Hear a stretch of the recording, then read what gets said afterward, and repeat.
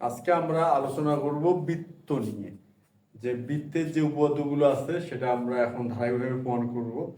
তার আগে আমরা আজকে শিখব হচ্ছে বৃত্তটা কি, আর বৃত্তের যে বিভিন্ন অংশ আছে, অর্থাৎ বৃত্তের বিভিন্ন অংশ কি, যেমন কেন্দ্র, পরিধি, জ্যা, ব্যাস, ব্যাসার্ধ, বৃত্তচাপ, এই ধারণাগুলো কি সেটা আমরা আজকে চিত্রের সাহায্যে যতটা সম্ভব ভালো মতো বোঝার চেষ্টা করব।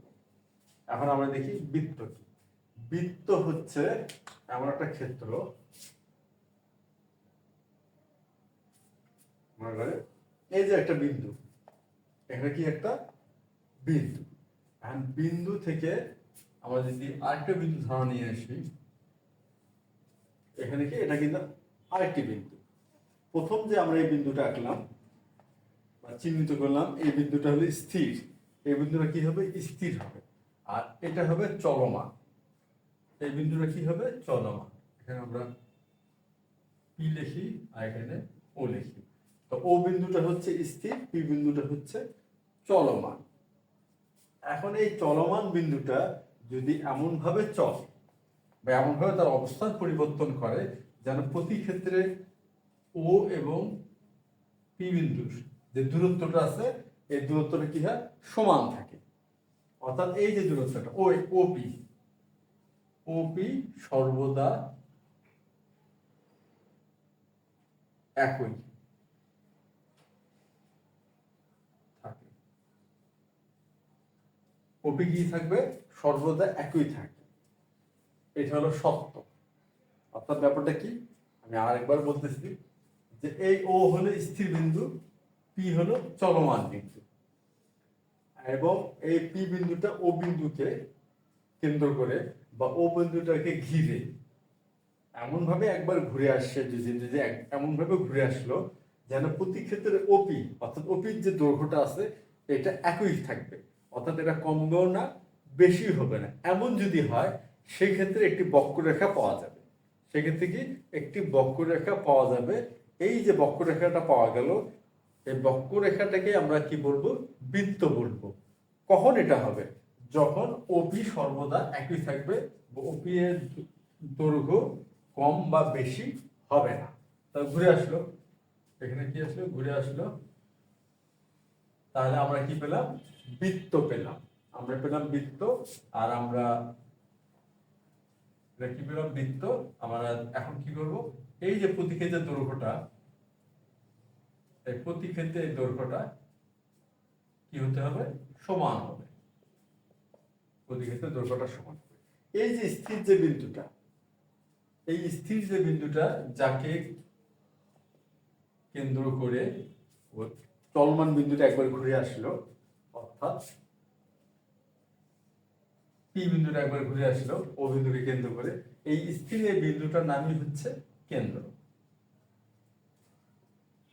স্থির বিন্দুর নাম কি? কেন্দ্র। অর্থাৎ ও বিন্দুটা এখানে কেন্দ্র। আর এই যে দূরত্বগুলো সমান থাকলো, প্রতি ক্ষেত্রে দূরত্বটা সমান থাকবে। আর এই প্রতি ক্ষেত্রে যে দূরত্বটা সমান হতে কেন্দ্র থেকে যে এই বৃত্ত এই পর্যন্ত, এই বক্ররেখা পর্যন্ত যে দূরত্বটা, এটার নামই হচ্ছে ব্যাসার্ধ। এটার নাম কি? ব্যাসার্ধ। এটাকে আমরা ব্যাসার্ধ বলবো। আর এই যে বক্ররেখাটা উৎপন্ন হলো, এই বক্ররেখাটাই হলো বৃত্তের পরিধি। এই বক্ররেখার দৈর্ঘ্যটা কি? বৃত্তের পরিধি। এই যে সম্পূর্ণ বক্ররেখাটা, এখান থেকে যদি আমরা পরিমাপ করে পুরোটা একবার ঘুরে আসি, তাহলে এই যে বক্ররেখাটা হলো, এই বক্ররেখার দৈর্ঘ্যটাই হচ্ছে বৃত্তের পরিধি। আর ব্যাপারটা কি দাঁড়ালো? এখন কথা হচ্ছে, আমরা যদি এরকম যদি একটা রেখা অঙ্কন করি যেটা কেন্দ্র দিয়ে গেল, এটা হলো ব্যাস। এটা কি? ব্যাস। তারপরে আমরা যদি অপর একটি রেখা এভাবে অঙ্কন করি যেটা কেন্দ্র দিয়ে গেল না, এটা হচ্ছে জ্যা। এটা হচ্ছে কি? জ্যা। আর এই যে বৃত্তের যে কোনো অংশ, অর্থাৎ এইটুকু অংশ যদি ধরি বা যে কোনো একটা অংশ, এটা হলো বৃত্তচাপ। বৃত্তচাপ। তা এই তো, আর এই যে সম্পূর্ণ যে বিষয়টা, এখানে কি সম্পূর্ণ বিষয়টা যে ঘটলো, এই যে পুরা যে বিষয়টা, সেটাকে আমরা কি বলতে পারবো? বৃত্ত। আর বৃত্ত দ্বারা আবদ্ধ যে ক্ষেত্রটা, অর্থাৎ আমাদের মাঝখানে যে গোলাকার যে খণ্ডটা বা অংশটা আছে, সেটা না হলো কি? বৃত্ত ক্ষেত্র। বৃত্ত ক্ষেত্র। এই হচ্ছে বৃত্তের যে একটা ধারণা, যে বৃত্তটা আসলে কি, বৃত্তটা কিভাবে উৎপন্ন হলো, আর বৃত্তটা বিভিন্ন অংশের নাম। এখন এই বিষয়টা আরো আমরা ভালোভাবে বোঝার চেষ্টা করি।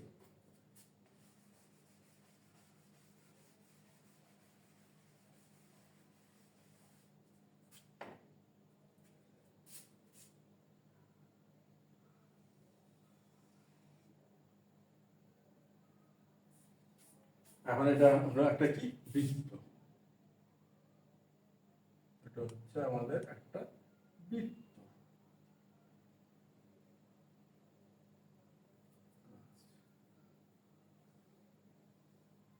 এটা হচ্ছে কি? ব্যাস। এটা হচ্ছে ব্যাস, এ বি ও। এই হচ্ছে ব্যাস। আর ও এ সমান ও বি। আর এটা হচ্ছে কি? ব্যাসার্ধ। এটা কি? ব্যাসার্ধ। ও এ সমান ও বি, আর এটাকে আমরা কি বলতেছি? ব্যাসার্ধ বলতেছি। আর এ বি, এটাকে বলতেছি ব্যাস। আর এখানে যে আরেকটি রেখা সি ডি, এই সিডি হচ্ছে জ্যা। সিডি কি? জ্যা। তারপরে হচ্ছে, এখন যদি আমরা এখানে ই দেই সাপোজ, তাহলে সিইডি একটা বক্ররেখা পেলাম বা একটা অংশ পেলাম, যেটা বৃত্তের অংশ। এটা হচ্ছে বৃত্তচাপ। এখন কথা হচ্ছে সিইটি, এই ইটা কেন নেওয়া হলো? ইটা এই জন্য নেওয়া হলো, আমরা যদি শুধুমাত্র সিডি চাপ লিখতাম তাহলে কিন্তু স্পষ্ট হতো না। সিডি আমরা যদি এদিক দিয়ে ঘুরতাম, এটা একটা চাপ। আবার যদি এদিক দিয়ে ঘোরা হচ্ছে, এটাও কিন্তু একটা চাপ। এই জন্য আমরা ই নিলাম বা এই বিন্দুটা চিহ্নিত করলাম। এটাতে কি সুবিধা হলো, বা তাহলে আমরা নির্দিষ্টভাবে বুঝতে পারলাম এটা আসলে কোন চাপটা বোঝানো হয়েছে। অর্থাৎ সিইটি আমরা এই চাপটাকে বুঝিয়েছি, এই জন্য এটা হচ্ছে নির্দিষ্ট করা হলো এই বৃত্তচাপটাকে। এটা হলো বৃত্তচাপ। আর হচ্ছে ও, ও হচ্ছে কেন্দ্র। ও হচ্ছে কি? কেন্দ্র। আর এখানে আমরা এফ দেই, সুতরাং আমরা এইভাবে লিখি A F B D E C.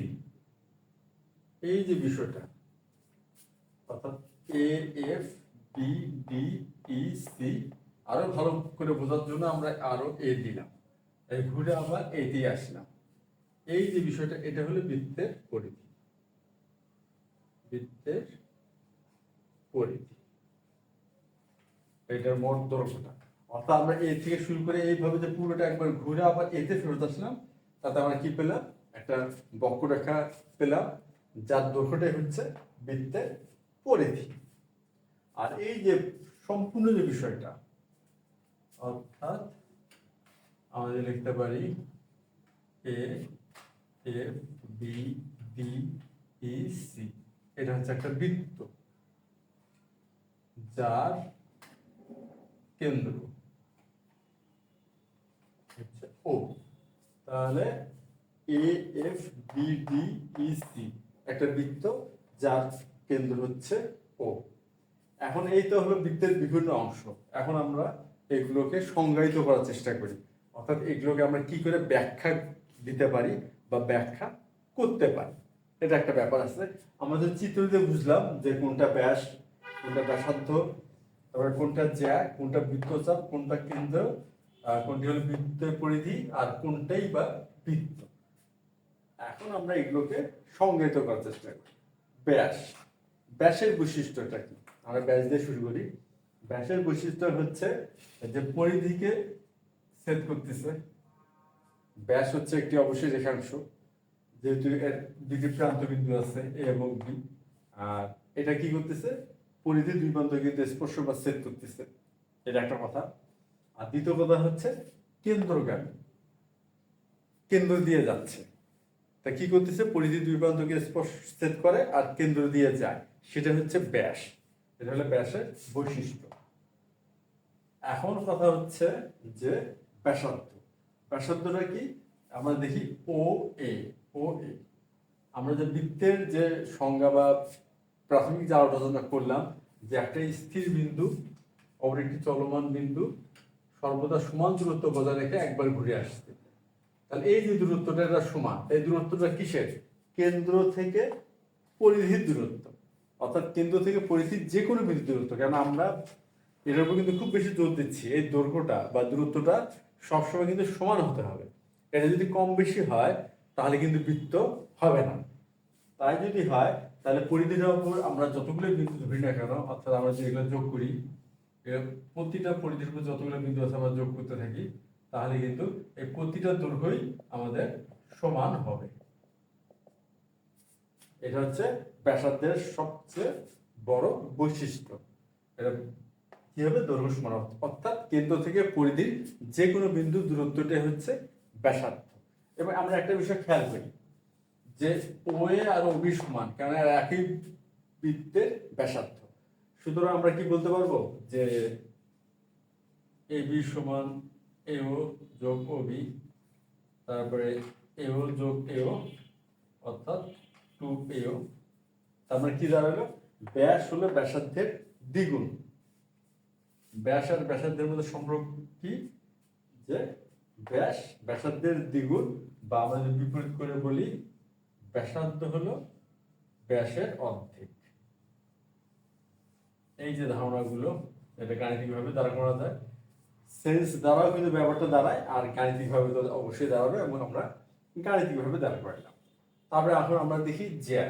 জ্যা বিষয়টা কি, জ্যা অনেকটা দেখতে ব্যাসের মতো, কিন্তু এক জায়গায় পার্থক্য আছে। পার্থক্যটা কি, পার্থক্যটা হচ্ছে এই জ্যাটা সাধারণত জ্যার যা প্রাথমিক বা মৌলিক ধারণা, সেটা কিন্তু কি, যে বৃত্তের পরিধি দুই প্রান্তকে ছেদ করবে কিন্তু কেন্দ্র দিয়ে যাবে না, কেন্দ্রগামী নয়। পরিধির দুই প্রান্তকে কি করতেছে, ছেদ করতেছে, কিন্তু কেন্দ্র দিয়ে কিন্তু যায়নি। তা এটাই হচ্ছে জ্যা। এবার আমরা একটা যদি বিষয় খেয়াল করি, এই জ্যাটাকে যদি বাড়াইতে থাকি, আমার কিন্তু বড় হচ্ছে, বড় হয়ে এইভাবে আসলো। এই জন্য অনেক ক্ষেত্রে বলা হবে যে ব্যাসই হচ্ছে বৃত্তের বৃহত্তম জ্যা। কারণটা কি, জ্যার যে বৈশিষ্ট্য ব্যাসের সাথে কিছুটা কিন্তু মিলে যায়। আমরা যদি ব্যাসের একটা বিষয় অবলোক করি, অর্থাৎ ব্যাস যে কেন্দ্র দিয়ে গেছে সেটা অবলোক করলে কিন্তু এটা ব্যাসটাকে জ্যা বলা যায়। আর কেননা জ্যায়ের যে ধারণাটা পরিধি দুই প্রান্তকে ছেদ করে, ব্যাসও কিন্তু দুই প্রান্তকে ছেদ করে। এই জন্য কিন্তু অনেক ক্ষেত্রে আমরা এটা পাবো যে বৃত্তের বৃহত্তম জ্যাটাই হচ্ছে ব্যাস, কারণ ব্যাসের চেয়ে বড় জ্যা বৃত্তের মধ্যে হয় না। কারণ এই যে এটা হলো, তারপর কিন্তু একটু একটু করে ছোট হতে থাকবে, অর্থাৎ এখান থেকে একটু করে ছোট হয়, এখান থেকে ছোট হতে হতে হতে বড় হলো, আবার কিন্তু ছোট হতে হতে অনেক ছোট হয়ে যাবে। এই হলো জ্যা আর ব্যাসের মধ্যে সম্পর্কটা কি, যে একটি কেন্দ্র দিয়ে যায় অপরটি যায় না। এটা হলো প্রথম ব্যাপার। অর্থাৎ জ্যার ক্ষেত্রে মানে এটা কম্পালসারি নয়, ওকে কেন্দ্র দিয়ে যেতেই হবে, ও কেন্দ্র দিয়ে গেলেও জ্যা, না দিয়ে গেলেও জ্যা। কিন্তু ব্যাসের ক্ষেত্রে এটা কম্পালসারি, যে ওটা অবশ্যই কেন্দ্রগামী বা কেন্দ্র দিয়ে যাবে। এই জন্য বলা যেতে পারে যে সকল ব্যাসই জ্যা, কিন্তু সকল জ্যাই ব্যাস নয়। এই ধারণা কিন্তু এখান থেকে দাঁড়া যায়, কারণ প্রতিটা ব্যাসকে আমরা জ্যা বলতে পারবো, প্রতিটা যতগুলো ব্যাস আমরা অঙ্কন করি না কেন সবগুলোকে জ্যা বলতে পারবো, কিন্তু সবগুলো জ্যাকে কিন্তু ব্যাস বলা যাচ্ছে না। যে জ্যাটা কেন্দ্র দিয়ে যাচ্ছে সেই জ্যাটাকেই মূলত ব্যাস বলা যাচ্ছে। এই হলো ব্যাস আর জ্যার সম্পর্ক, বা অন্যদিক দিয়ে বলতে গেলে পার্থক্য। আর এখন হলো বৃত্তচাপ। বৃত্তচাপ হচ্ছে কি, একটা বৃত্তের যে কোনো একটা অংশ, এটা একটা বৃত্ত, এই যে বক্ররেখাটা, এই বক্ররেখার যে কোনো একটা অংশ, এই যে অংশটা পেলাম, এটাকে কিন্তু আমরা বৃত্তচাপ বলবো। বৃত্তের যে কোনো অংশ বা বৃত্তের পরিধির যে কোনো যে অংশ, সেটাই কিন্তু একটা বৃত্তচাপ। আর সবগুলো যে বৃত্তচাপ, এখানে যে আমরা অসংখ্য সংখ্যক বৃত্তচাপের ধারণা পেতে পারি, আর সবগুলো বৃত্তচাপ যোগ করলে এই বৃত্তের পরিধি পাওয়া যাবে। আর তাহলে পাওয়া যেতে পারে বৃত্তের পরিধিরই যে কোনো একটা অংশই হচ্ছে বৃত্তচাপ। এটা কিন্তু সহজভাবে আমরা এই কথা মনে রাখতে পারি, বৃত্তের পরিধির যে কোনো অংশ হচ্ছে বৃত্তচাপ। আর কেননা বৃত্তচাপগুলো সবগুলো যোগ করে আমরা বৃত্তের পরিধি পাই। আর কেন্দ্র, কেন্দ্র হলো সেই স্থির বিন্দুটা যাকে মাঝখানে রেখে অপর একটি চলমান বিন্দু সমান দূরত্ব বজায় রেখে ঘুরে আসলো, সেই যে স্থির বিন্দু, সেই স্থির বিন্দুটাই কিন্তু কেন্দ্র। আর হচ্ছে বৃত্তের পরিধি, আমরা যদি পুরো যে এই বক্ররেখাটা উৎপন্ন হচ্ছে, পুরো বক্ররেখার যে দৈর্ঘ্যটা, সেটা হচ্ছে বৃত্তের পরিধি। আর এই যে বৃত্তের যে বিষয়টা, বৃত্ত, এখানে আমরা যত বিষয় সবগুলোই কিন্তু বৃত্ত সংশ্লিষ্ট, অর্থাৎ পুরো ধারণাটা মিলে একটা বৃত্তের ধারণা বোঝায়। অর্থাৎ এই যে ব্যাস, ব্যাসার্ধ, জ্যা, কেন্দ্র, বৃত্তচাপ, বৃত্তের পরিধি, এই যে ধারণাগুলো বা বৃত্তক্ষেত্র, সবগুলো কিন্তু বৃত্ত সংশ্লিষ্টই, সবগুলো মিলেই একটা বৃত্তের পূর্ণাঙ্গ ধারণা আসে বা দাঁড়ায়। তাহলে এখানে যে বিষয়গুলো, যতগুলো বিষয় আমরা আলোচনা করলাম, সবগুলো মিলে যে একটা ধারণা পাই, সেটাই আসলে বৃত্ত। আর এইটা হচ্ছে বৃত্তের প্রতিটি অংশ। তা এই তো গেল আজকে আমাদের যে বৃত্ত সম্বন্ধীয় প্রাথমিক ধারণা।